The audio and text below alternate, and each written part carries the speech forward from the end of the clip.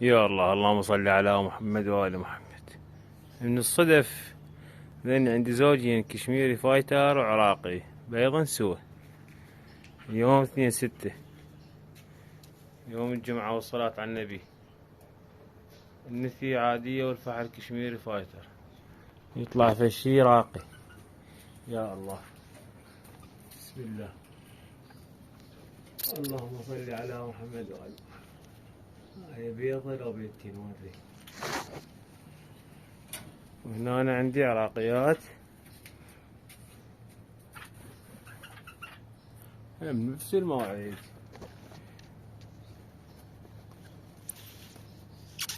بس إن لافات الورق نحاول احنا نصور. شوفكم الحلال بعد متى صورنا. هنا عندي حملاية العراقي، لأن الحمد لله والشكر بيضات من يوم 27.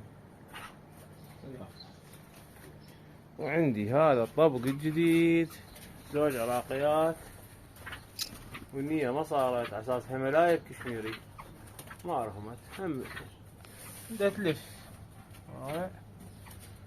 لافت لها كم خيط.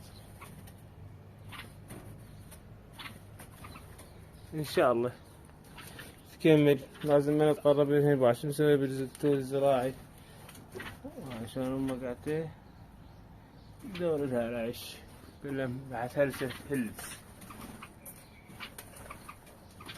يا الله، اودعناكم عيني. توفيق للجميع، موسم خير على الجميع، وجمعة مباركة.